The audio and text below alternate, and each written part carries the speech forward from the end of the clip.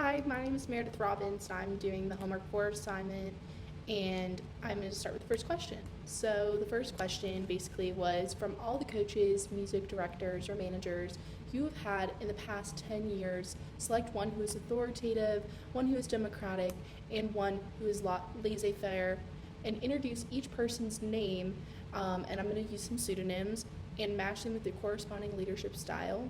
And I'm going to briefly describe the unique characteristics of each of these leaders and then answer the following questions. So first, the authoritative leader I chose was my dance coach, Jake. My democratic leader I chose was my leader for a business organization named Sally. And the laissez-faire leader that I chose was my boss from one of my jobs, Tammy. And the first question was, what differences did you observe in how each leader tried to influence me? So for the authoritative leader, Jake, personally, Jake sometimes I didn't feel like would have the most positive influence on me, and I needed to succeed and would kind of feel overwhelmed. And for the Democratic leader, Sally, I believe that she was always positively influencing me and the other leaders to do their best, and in the end, it would create a good outcome for our team specifically. And for the laissez-faire Tammy, I felt like I was influenced positively but needed more guidance. But also in terms of the amount of influence, I feel like I didn't have too much influence. I would do the task she gave me, but she let me take a full range on it. The next question was, how did leaders differ in their use of rewards and punishments? So for the authoritative leader, it was a bit more stern and to the point, and it was helpful because I knew what I needed to do to be better, but also it made me feel more discouraged. And sometimes where he was super tough on me, I kind of felt discouraged, but knew I could kind of push through. For the Democratic leader, for the punishment, she would be more stern and ask me for more, but it didn't feel harsh. But for the reward, she would be very positive and upbeat. For the laissez-faire leader, she was very positive and gave good feedback, but for the downside of it, it was that I felt like I was still learning and needing to learn for how to do the job, so when I needed more support and knowledge, it made me feel unmotivated to get the work done. The next question was, what did you observe about how others reacted to each leader?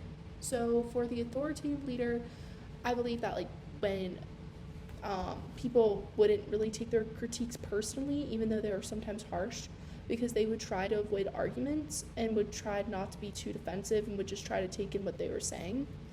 For the Democratic leader, I believe it created more of a positive environment, so I tended to react positive to them, and people were happy to participate. For the laissez-faire leader, I believe people wouldn't react sometimes as strong because sometimes it downplays the role of the leader on the time, and people may not also react the same way with the leader because it reduces the cohesiveness of the group. So the other question was, which leadership type did you think would be more productive and why? So I believe the Democratic leader was more productive in my opinion because the leader provided more guidance and direction. And also they encouraged feedback from the employees as well, and it take into account, especially when they were trying to make their final decisions. Lastly, or next, the thoughts about the Kim Jong Un leadership style and how I thought about it and how it connected to the Nordhaus chapter. So after watching the video, I'm really not the biggest fan of Kim Jong Un's leadership philosophy and his style. He doesn't really treat his people right, and people are suffering, and he uses emotional dictatorship to make his people think they'll be okay, when in reality they won't be. And he promotes how he is a leader and that he is the sun, and if he goes too close you'll burn, but if you go too far away you'll freeze, and which makes people think they're stuck there, and I don't think that's how a leader should be. I believe that an example connects with the Nordhaus chapter because it talks about the relationships, and this example in this video talks about the relationships Kim Jong Un has with his country. And the next question is talking about, after watching the Parker Palmer's description of life on Mobius Strip, what aspect do you think is most difficult to move to the second strip, and what does this mean about congruence and leadership? So the most difficult aspect of moving from the second strip to the Mobius Strip, I believe, is the reality aspect of it. So with the circle, there's an inner and then there's an outer circle, but the Mobius Strip, there is an inner and outer circle, and you have to co-create reality. And in terms of congruence in leadership, I believe it is important to internalize and interact with reality and to be transparent with your followers, especially if you're a leader. And lastly, the last question was, how does commitment relate to the article Small Change? And according to Malcolm Gladwell, the revolution will not be tweeted. It was asking if I agreed with this statement, why or why not. So I believe Gladwell described a strong tie as being connected to someone personally, and a strong tie, I believe, involves somewhat of commitment to another person at a level that a weak tie does not even compare to. So high-risk activism is when people put themselves purposely in harm's way. And I believe that standing up for something that they strongly believe in, for example.